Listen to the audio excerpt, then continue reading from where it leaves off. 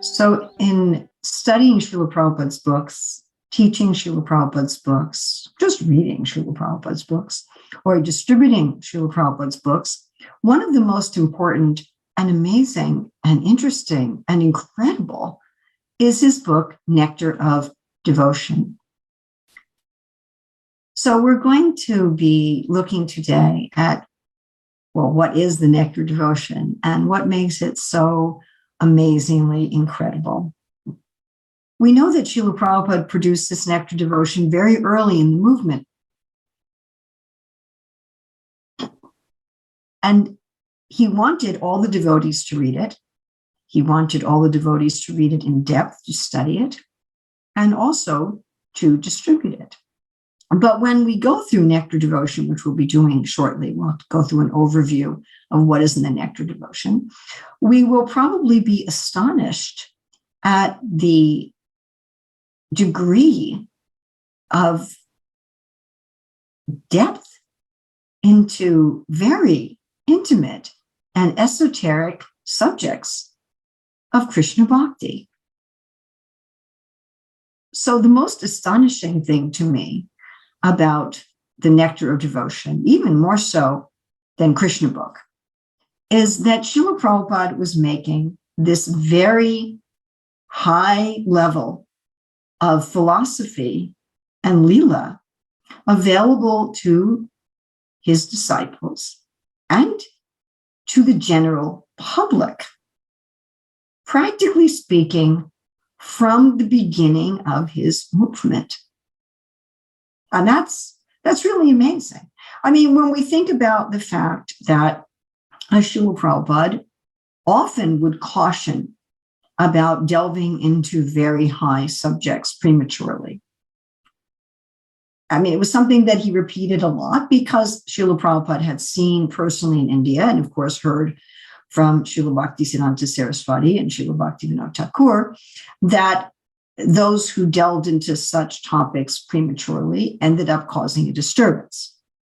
You know, jumping into things, as we say now, going above your pay grade. Fools rush in where angels fear to tread, those sort of sayings in the Western world. And jumping into something that you're not ready for can cause a huge disturbance.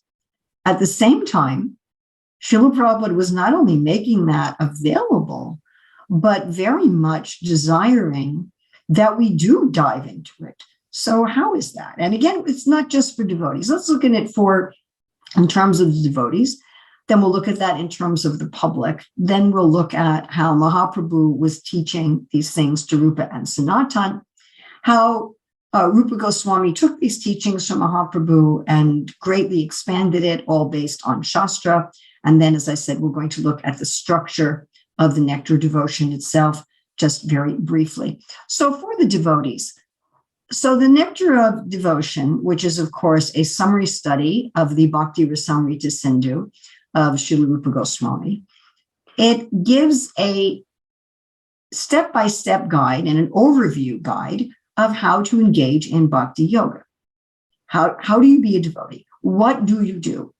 I mean, there's instructions like that all over the place in the Bhagavad Gita and in the Bhagavatam and the Chaitanya Charitamrita. But in the Nectar Devotion, it's done very systematically. This is what you do, and this is what you don't do, and this is how you do it. So to know what to do, I mean, that's pretty important. If we want to know, am I situated properly in Bhakti? Where do we turn? Nectar Devotion. If we want to know what is Bhakti as compared to what is not Bhakti, like what is Karma Yoga, what is Gyan Yoga, what is Dhyan Yoga, what is just ordinary karma, or what is Vikarma, we can look in the Nectar Devotion instantly and very clearly and very explicitly. This is what Bhakti is, and this is what Bhakti is not. And again, it's very detailed. You stand up when you see the deities. Take the Charanamrita. So we can know exactly what to do. You know, what do I do to advance? Open up the Nectar Devotion. It's right there. And it's not only what to do from the beginning, it's what to do all the way to the perfection. and what one does when one has achieved perfection, everything. It's a guide from beginner to perfect for all parts of the process. Then the nectar devotion also, actually the majority of it, is what does perfection look like? What is the goal? We can read about, again, in a general way, Krishna talks about in the Bhagavad Gita, the stage of perfection in chapter 16, verses 20, I think 20 to 23, where he talks about samadhi, where you're always established in the truth. You think there is no greater gain. You're never shaken, even in the midst of the greatest difficulty. But that's pretty vague, right? And Krishna talks about that always think of me, become my devotee. Again, that's pretty vague. Of course, if we go to the Bhagavatam, we get a lot more information about all the different relationships with Krishna. But again, it's not giving us the real detail of the goal as to what is it that we will experience in the perfectional stage of bhakti. And the nectar devotion goes through that. It goes through the process, and what does perfection look like? What are the different components of perfection? What are the different categories of perfection? So we're very clear there. The Sambandha, the Abhideya, and the Prayojana are all crystal clear in the Bhakti Rasamrita Sindhu and the Nectar Devotion. So this is very much why it's an essential book for the devotees to read. Now, what about for the public? And I personally find it astonishing that Srila Prabhupada wanted books like the Nectar Devotion and Krishna book distributed to the public. I mean, when I joined the Hare Krishna movement in 1973, one of the first things that I did was go out on book distribution in the O'Hare Airport in Chicago. So when I say one of the first things, I mean that very literally. So I had stayed in the temple previously, but when I moved in to become a permanent member of the International Society for Krishna Consciousness, the first day was on the day of installing the deities of Kishore Kishori in Chicago. The next day, we all went out on Harinam Sankirtan. And the next day, so 2 days after I moved in, I was at the airport distributing books. And if you can think about how little, I mean, I still know very little. I'm still at the very beginning. But if you can think about how little I knew at that point about Krishna consciousness, I mean, I'd read Prabhupada's Bhagavad Gita as it is. I had read Krishna book, but I'd only been really practicing sadhana bhakti for a very short time.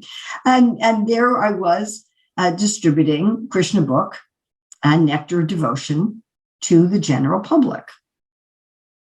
And these are people who are, quite obviously not following the four regulative principles.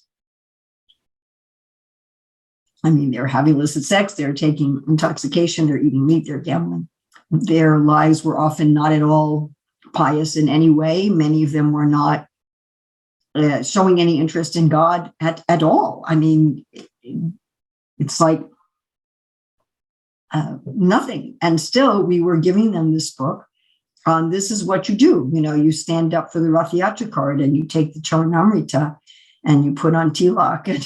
And then what you speak of the later parts, what is Vibhava and Sattvika Bhava and Sthai Bhava and what are the different categories of primary and secondary Sthai Bhavas and what's improper mixing of rasas.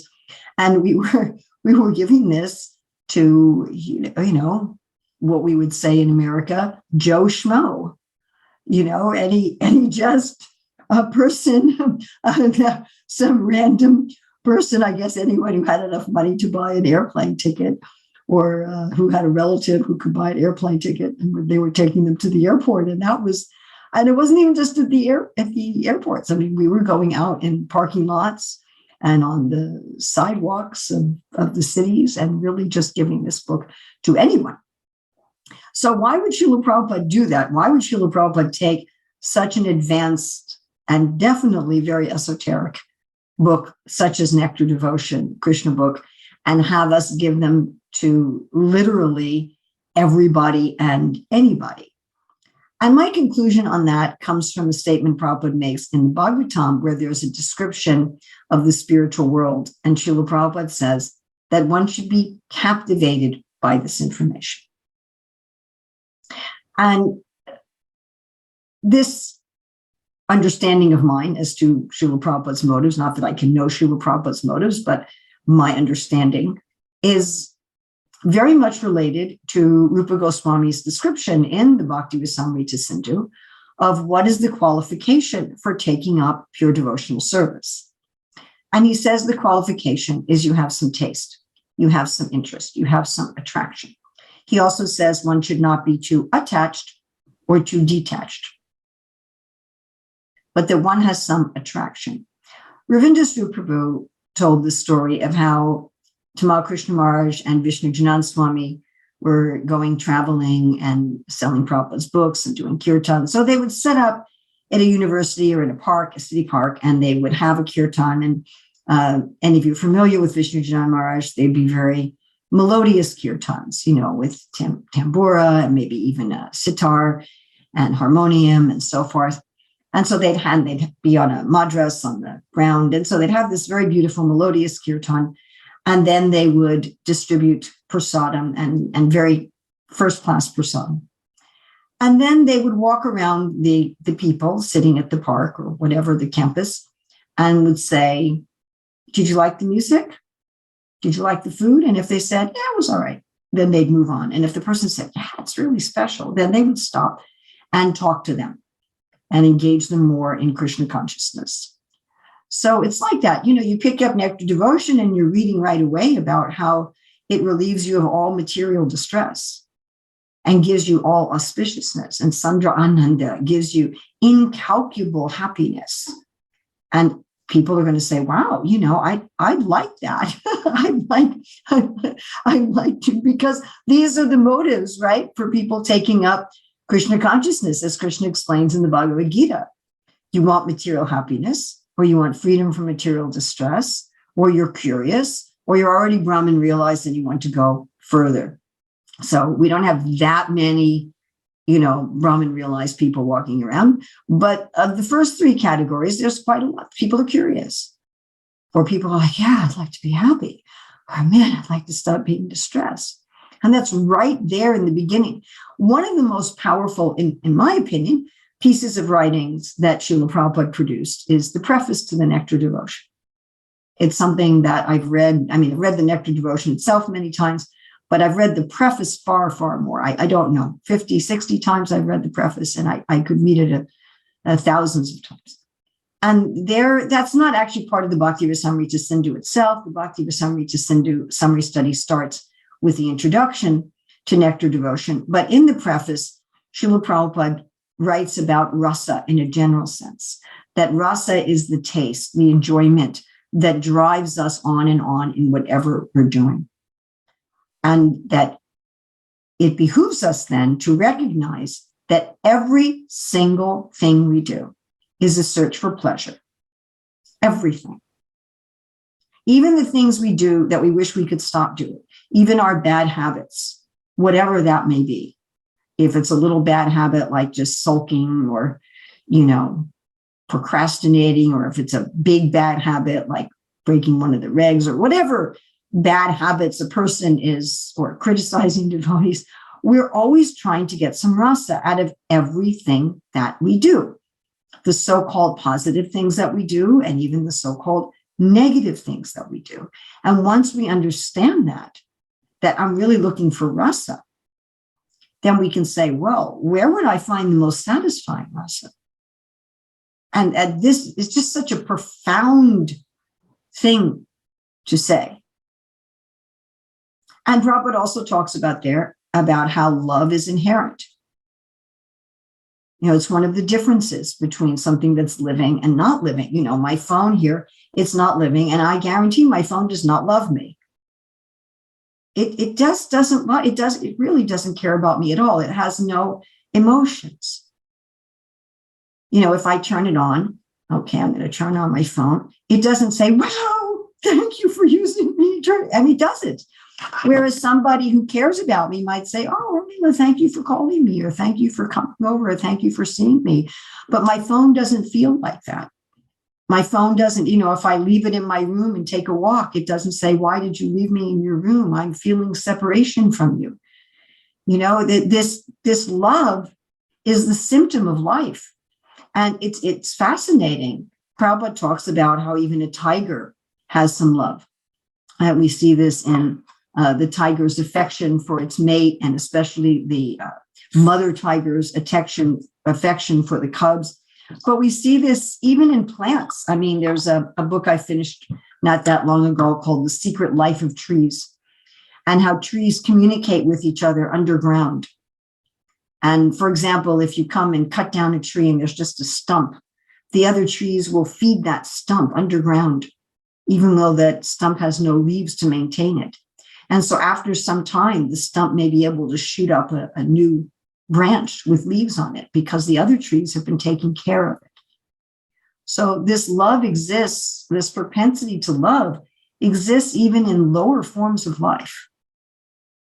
What to speak of in the higher forms of life. And Prabhupada says, but we don't know where to repose our love. We don't know who to love. We don't know how to love. We're trying to love. Really, everything we're doing can be understood as trying to enjoy some kind of rasa, and everything we're doing can be understood as an attempt to love and be loved.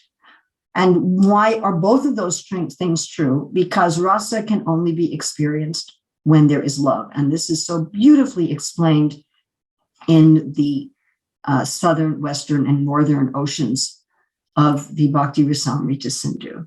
That actual pleasure, it does not come just from having the senses meet their sense objects, seeing a beautiful sunrise or tasting some delicious pizza or smelling gardenia.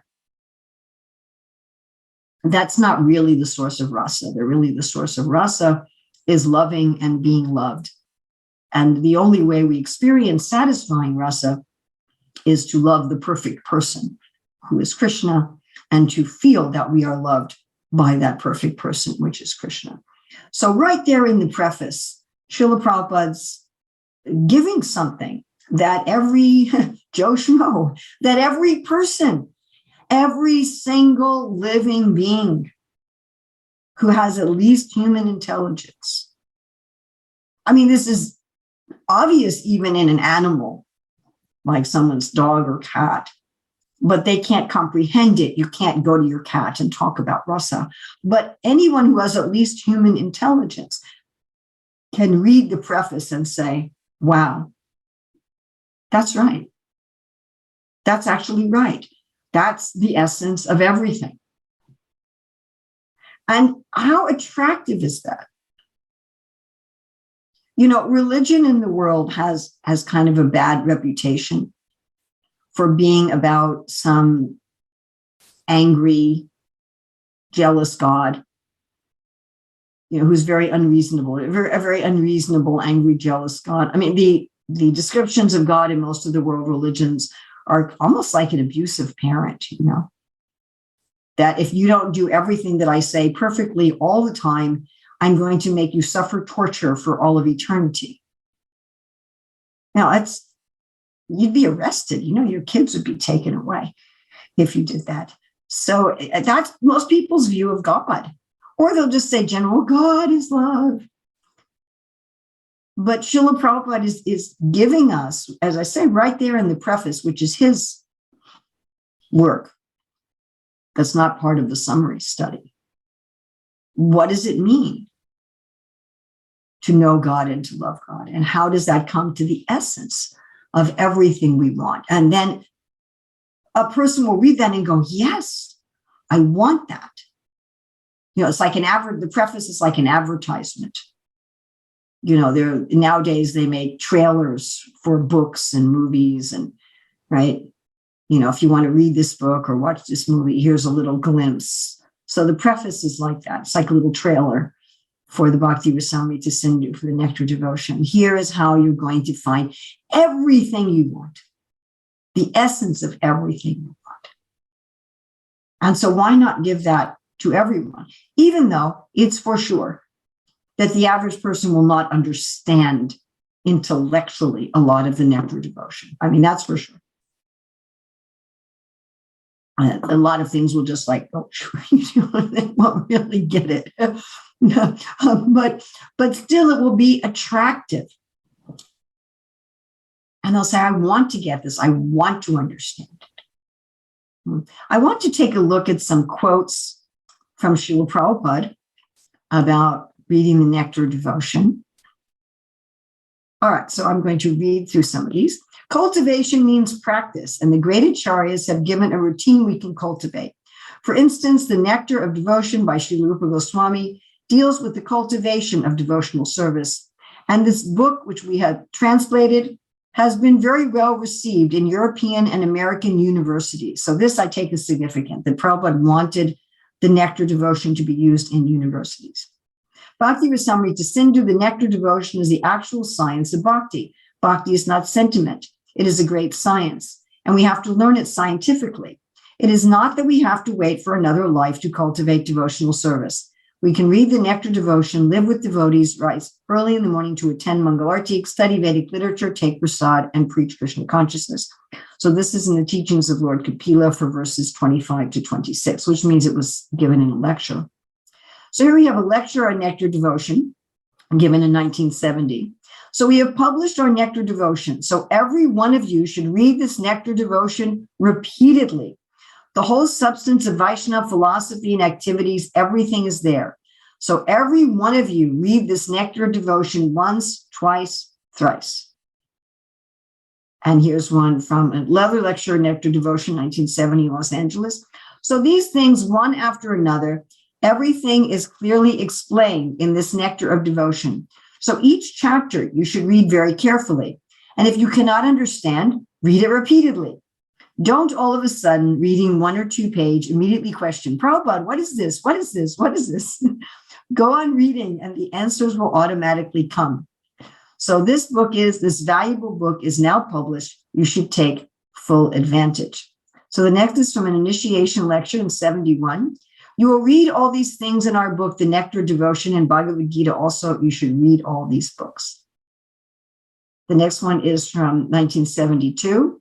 Srila Prabhupada says, you read regularly Nectar Devotion, regularly. All these books should be regularly read. That will give you guidance. You haven't got to ask repeatedly to me. Everything is there. You are selling Nectar Devotion? Devotee. We're waiting for our next shipment from Japan. Then we'll begin. Prabhupada.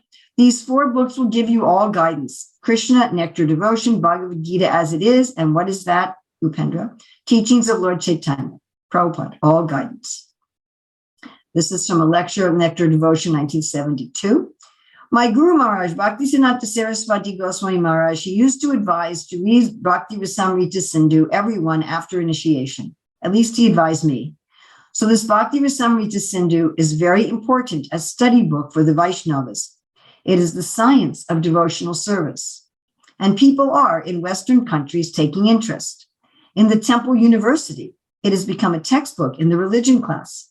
There are 60 students who are regularly studying the Bhakti Nectar Devotion published by us, and gradually it is being introduced in other colleges and schools. So another lecture, Nectar Devotion, 1972. So this is the process. Bhakti Rasamrita Sindhu, which we have translated into English, Nectar Devotion, is a very important book. It is the science of devotional service. If you want to be engaged in devotional service, then you must read the Bhakti Rasamrita Sindhu, and then we shall be able to see God. Wow, what a statement. We shall be able to see God. And we think about how Srila Prabhupada really wanted this book used in university studies, that people could see that Bhakti Yoga isn't just some sentimental thing or some, what do the sociologists call us, a new religious movement, or some kind of cult, but it was based on a very thorough and intricate science. I mean, when you go deeply into Bhakti Rasamrita Sindhu, it's really amazing.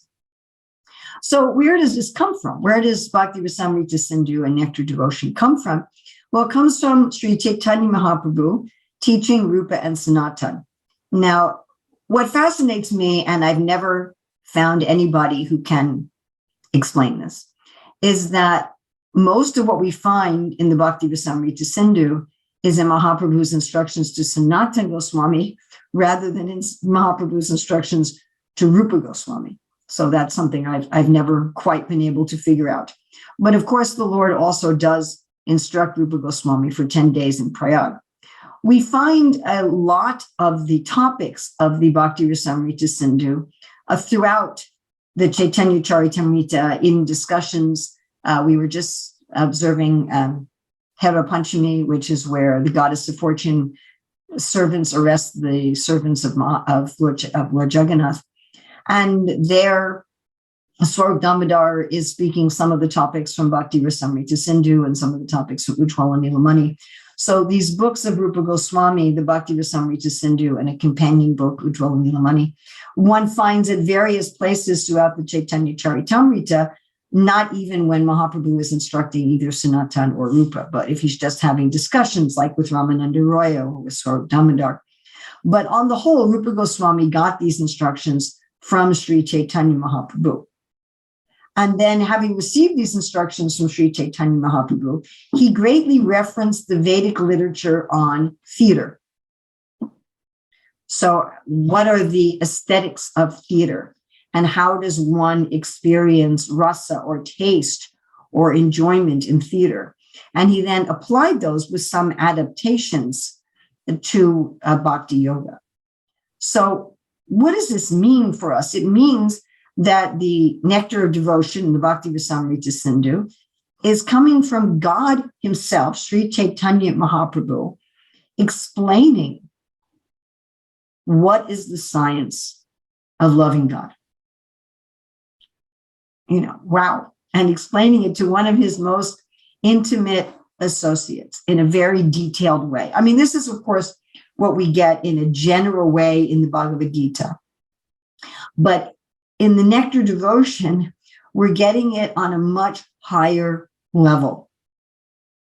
It's like these are people who already decided Sarvadharma and Prityaja Mamekam Sarvadharma. They've already decided they want to surrender to Krishna, or Manmana Bhavavan Bhakto Majati Mam Namaskaru.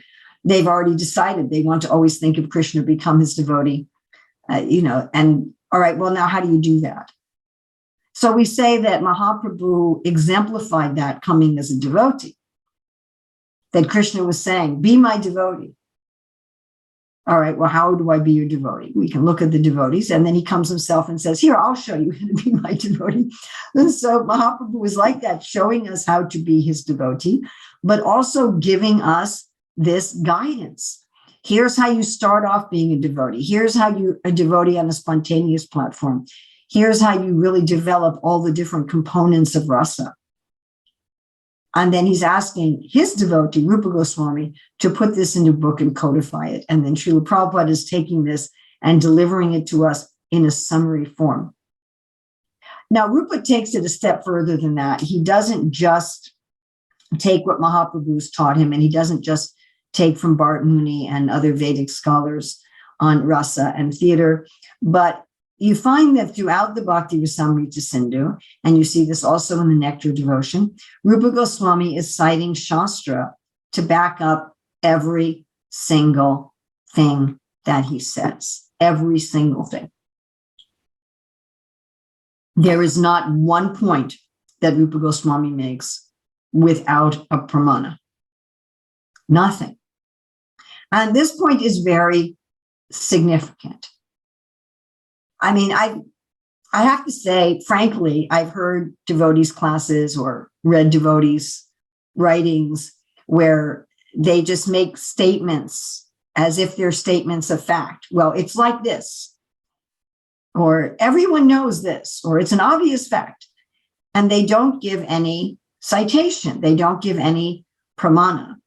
So, I'm an academic, and in the academic world, that's not allowed. You can't just say, you can't just throw out something.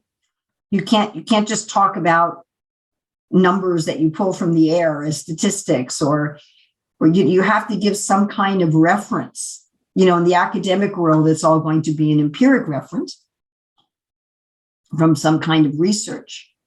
And in the devotional world, we can have empiric references also, but we quote Shastra. Shastra is our highest pramana. And that's what Rupa Goswami does. And he does it throughout his Bhakti Rasamrita Sindhu. And you see, Srila Prabhupada doesn't use all of Rupa's examples. He uses most of them. And Prabhupada does the same thing. He's saying, here's Rupa's example. Here's where it's from. It's from this verse in the Bhagavatam, or from this Purana, or from this Upanishad, and here's, or from this authority. And such a standard is very important.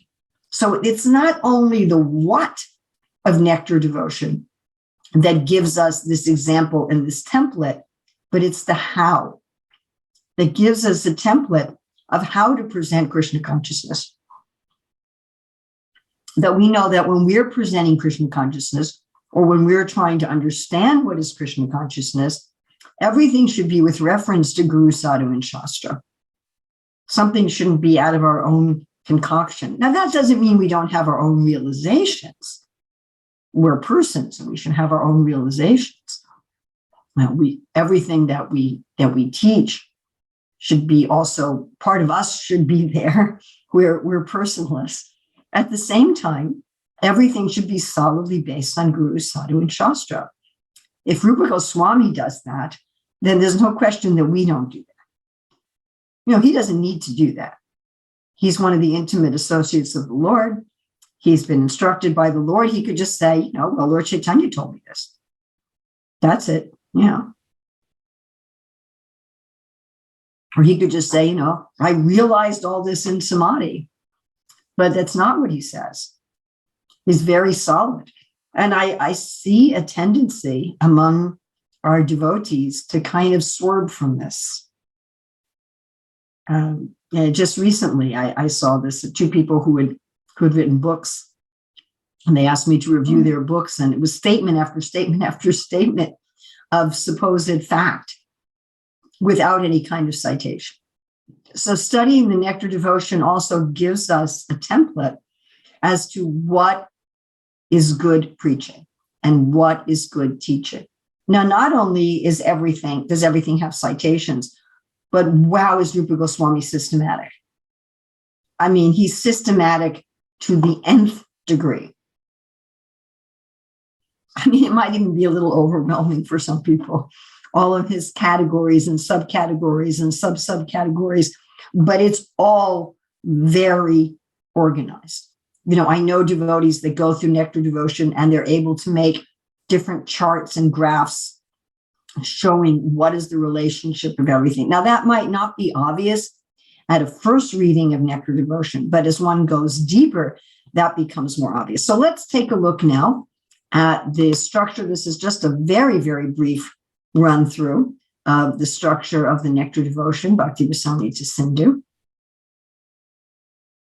Okay, so the Bhakti Rasamrita Sindhu, Bhakti means devotion, or Prabhupada would translate it as devotional service. Rasa Srila Prabhupada translates as mellow, and he says in the nectar devotion himself that he doesn't have a good English word for the word rasa, and therefore he's using the word mellow. No, I don't know. He said he's using that because Srila Bhaktisiddhanta used that word. I don't know what the meaning was in Bhaktisiddhanta's time.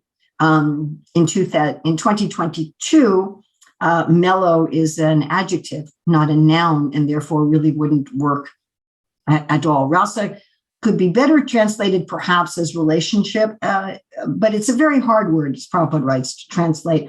It really means like the taste or the essence of things. Then Amrita means nectar, Amrita, not dead, always alive. Nectar in Sindhu is an ocean.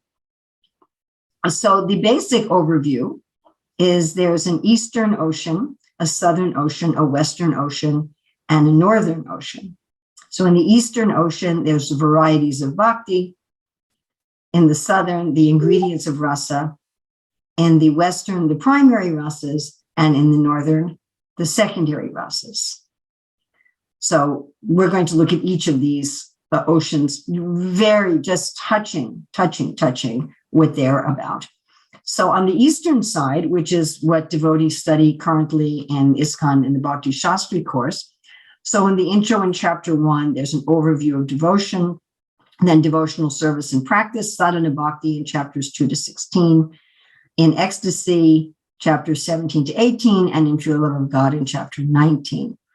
So these correspond to the 4 waves. Rupa Goswami divides his book into 4 oceans, and then each ocean is divided into different waves. So these chapters are corresponding to Rupa Goswami's waves. So this is another way of looking at it: Samanya Bhakti, Sadhana Bhakti, Bhava Bhakti, and Prema Bhakti.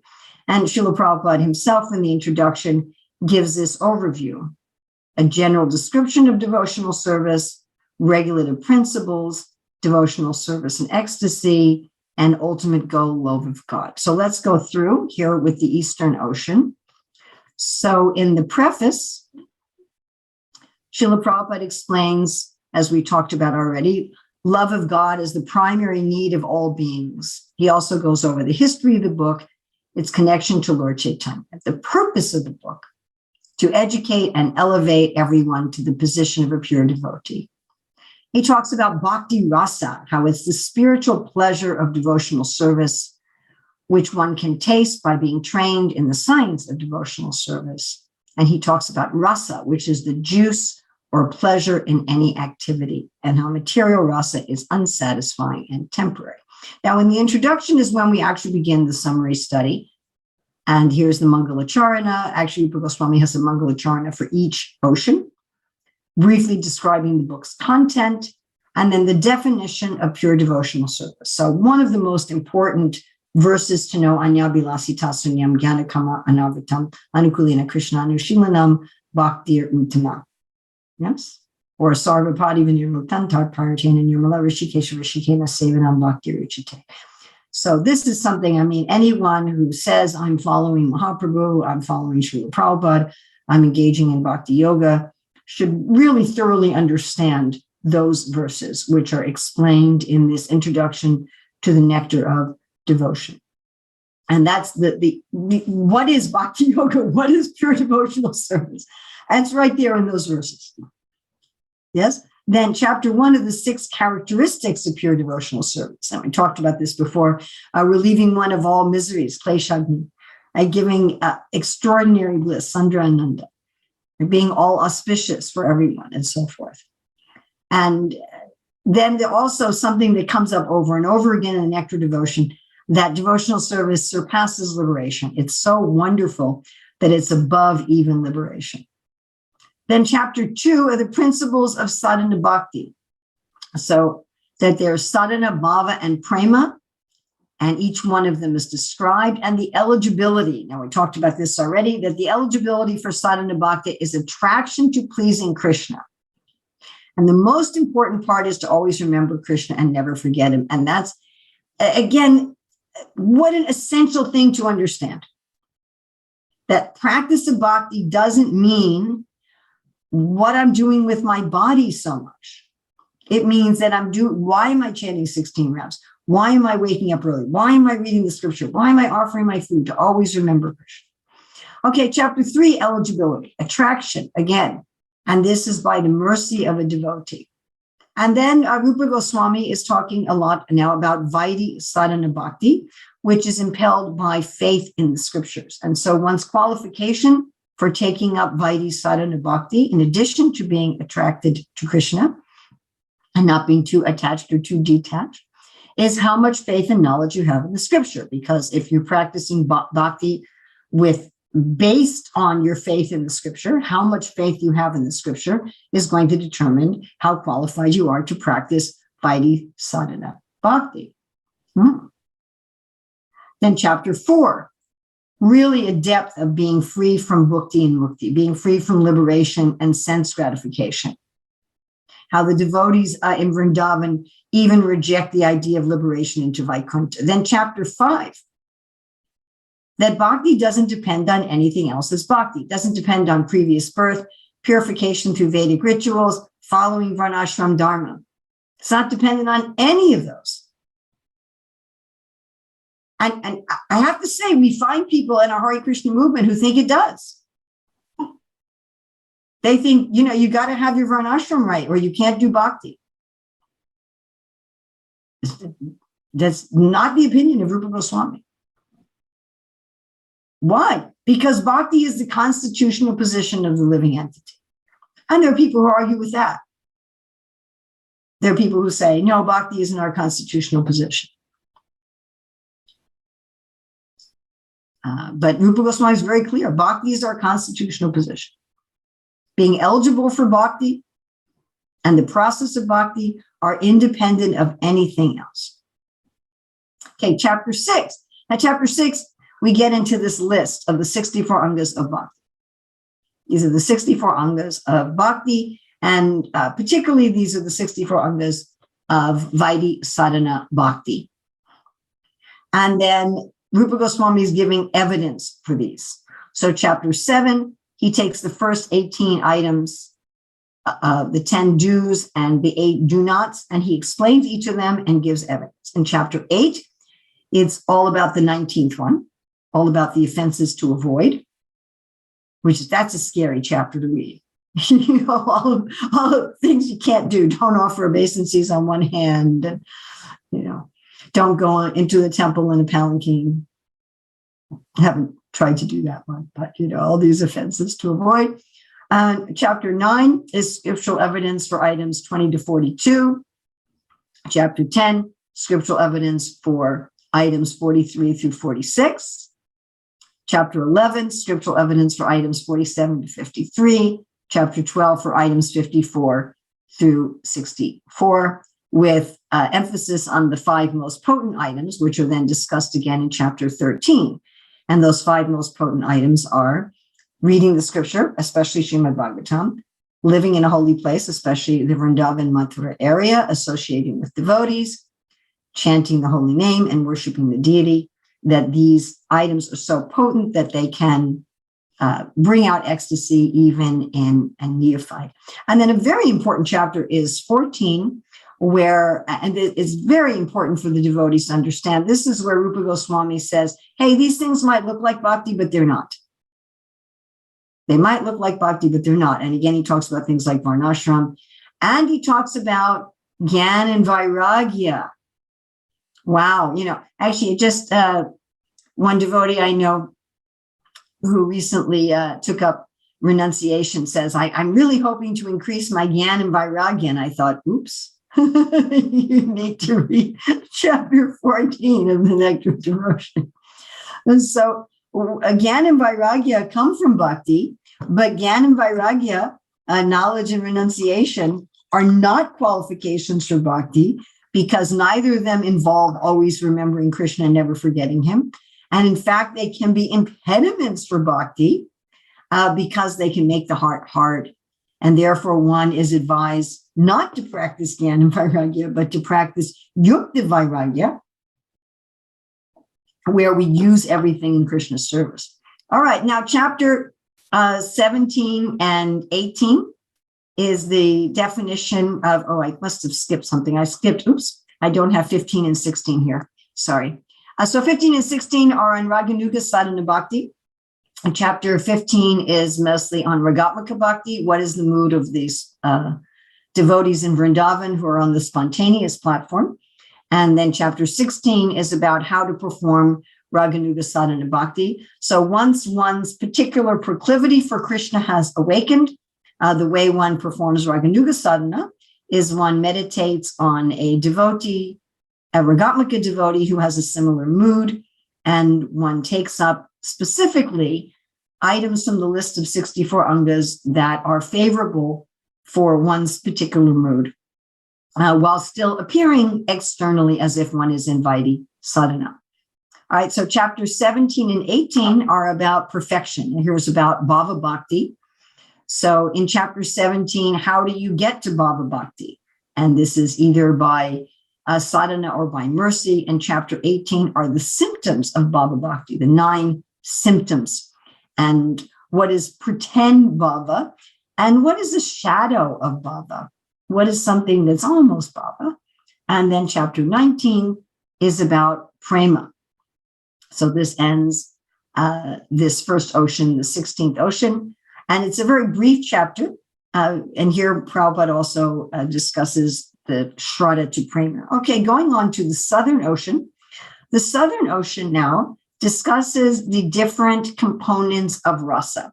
So we've talked about rasa in a general way so far, that rasa is this taste, this pleasure, this mellow, this relationship. But what is it made out of? And we can think of it like, if you make a blended drink, like a smoothie, so it has banana in it and yogurt, and maybe it has honey, maybe it has some saffron in it. It has different stuff that's in it that's blended up. And when you're tasting it, it's one taste, but you can also kind of taste, well, there's the yogurt and there's the honey, or something like a pizza. So, we have a pizza and it has the crust and has the tomato sauce and has the cheese, and then maybe it has eggplant or peppers or something like that on it. So it has different ingredients, and when you taste it, it's one taste, and yet it has these different components. So here, the Southern Ocean, Rupa Goswami goes into depth on these different components: the vibhava, the anubhava, the sattvika bhava, the vyavichari bhava, and the sthai bhava. And Srila Prabhupada translates these as ecstatic excitants, ecstatic expressions, or subsequent ecstasy, existential ecstasy, aggressive ecstasy, and continuous ecstasy. If we could suggest a simplified translation, vibhava is what stimulates rasa. Now, under vibhava, there's subcategories. So under vibhava, there's what's called alambana and udipana. So alambana is what Srila Prabhupada calls basic, and udipana is what he calls impelling. So the basic, or alambana, is the object of your relationship, which is in almost all cases Krishna. And then the shelter, or the ashraya of your relationship, which are devotees who have a similar type of love to your own. And udipana is anything having to do with Krishna: Krishna's flute, Krishna's peacock feather, Krishna's qualities, Krishna's pastimes, so forth. Anubhava are the voluntary expressions that you do. So, because you love Krishna, therefore you make a garland for him. Because you love Krishna, therefore you sing his glories. Sattvika bhavas are the involuntary expressions. That's like hair standing on end and tears coming from the eyes. Then there's the vyabhichari bhavas. These are transitory emotions. So when you have love for Krishna, you're sometimes going to feel joy, and sometimes you're going to feel laughter, and sometimes you're going to feel grief. Sometimes you're going to feel confusion. I mean, anything we can feel in this world has its counterpart there in the vyabhichari bhavas. And the sthai bhav is your basic connection. Krishna is my friend, or Krishna is my child, like that. And Prabhupada says, without some mixture of these 5 ecstatic principles, one cannot relish transcendental bliss. In other words, for there to be rasa, you have to have all 5 of these. So a very simple way to explain rasa: there's a basic connection to the flavor of the thing. That connection, that's the sthai bhav. That connection is stimulated somehow. That's the vibhav. A tangible result and expression. That's the anubhav. Automatic or involuntary. That's the sattvika bhav. And emotional result are the vyabhichari bhavs.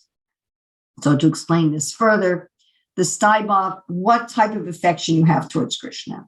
Stimulants, things related to that affection. Again, the object, which is Krishna in most cases, the shelter, which is those who have similar relationships, and then the various things that stimulate it. Then voluntary expression, anubhava, ways of expressing this stimulated affection. Sattvika bhavs are involuntary ways we express this stimulated affection and various emotions, like the non-physical expression, what's going on internally. And one of the ways that Rupa Goswami explains this, now this sattva in the center is not sattva gun. It's not at all related to the gunas, this particular understanding of sattva. It's a state that exists in the heart. So you have the basic connection, the rati, or what's also called the sthai bhav. Again, this is like Krishna is my son, Krishna is my master, like that. Then that's added to these various transitory emotions. Rupa Goswami gives 33 of them. This produces a state of sattva in the heart. Again, this is not sattva guna, which leads to voluntary and involuntary expressions. Another way that one could see this, according to Rupa Goswami's description, is we have a dominant primary sthai. Again, Krishna is my beloved, or Krishna is my son, Krishna is my master. You have the transient emotions, the vyabhichari bhavs. Then you have the secondary sthai bhavs, things such as laughter, wonder, fear, chivalry, etc. This is all stimulated by the vibhav and gives rise to the anubhavs, the voluntary expressions, and the sattvika bhavs, or the involuntary expressions. All right, going on to a quick overview of the Western Ocean. Here, Rupa Goswami describes the 5 varieties of rasa, the 5 primary relationships. And each of these is a different wave in this Western Ocean. So there's 5 waves in the Western Ocean. And for each of these 5s, he describes all these categories of rasa. So for neutrality, he describes what's the vibhava, what's the anubhava, what's the sattvika bhava, what's the vyabhichari bhava, what's the sthai bhava. Then he also describes meeting and separation, and he also describes degrees of love. So for each of these 5, remember I was talking about how Rupa Goswami is so systematic. All right, so that's basically what's in the Western Ocean. Then in the Northern Ocean, so here we have the 7 kinds of indirect ecstasies: laughing, astonishment, chivalry, compassion, anger, dread, and ghastliness. And he does the same thing with those. So for each of those, for laughing, he describes what is the vibhava, what is the anubhava, what is the sattvika bhava, etc. He describes the 5 components of rasa for each of these indirect ecstasies or secondary sthai bhavas. Then Rupa Goswami has, so those are each waves. So there's a wave for each of those secondary ones. And then something which is really, I find really interesting, is where Rupa Goswami goes into quite a bit of detail about compatibility. Which of these 7 secondary rasas and the 5 primary rasas are compatible or incompatible with each other, or neutral. So compatible, incompatible, or neutral. And he makes the point that if a person has a particular rasa and does something that's incompatible, then their feeling of rasa becomes a ras abas. Abas means a shadow, or reflection, a semblance. So the taste kind of just becomes a semblance, because if you can think in a meal, if you stuck bitter melon into ice cream, it's incompatible and your enjoyment would become a shadow.